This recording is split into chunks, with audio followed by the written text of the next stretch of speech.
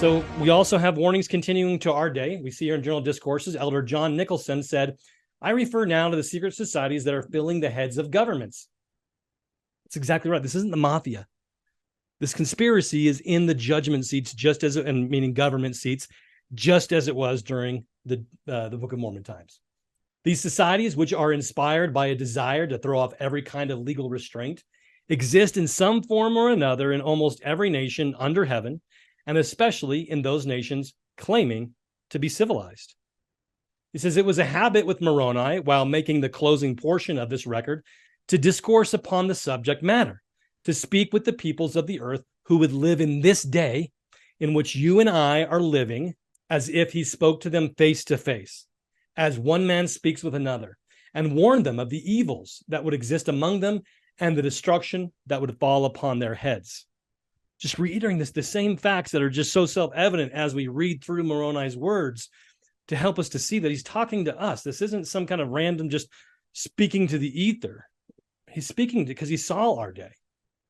And so John Taylor explained this as well. He says, the scenes which we are now witnessing in this territory are the results of a deep laid and carefully planned conspiracy. I talk about this in depth in volume 1 of my book, Invasion. Gets into this conspiracy that started in the 1800s and continues to this day, which I cover in volume 2. Its originators have effected a wonderful combination with the purpose to combine to destroy Mormonism. And I'll get into even more detail on this in 2 weeks. So 2 Fridays from now, we're going to be getting into that. But it's important. The word conspiracy shouldn't be something we're afraid to use. These guys weren't afraid to use it. George Washington wasn't afraid to use it. John Adams wasn't afraid to use it. All the founding fathers, they have committees to expose and rout out conspiracy. And so it's essential that we're not afraid to use the fact that we are facing a conspiracy. Otherwise, we're not going to be able to address the issue in the way that it needs to be addressed. So John Taylor, again, he says, these here combinations were spoken of by Joseph Smith years and years ago. I have heard him time and time again tell about them. And he stated that when these things began to take place, the liberties of this nation would begin to be bartered away.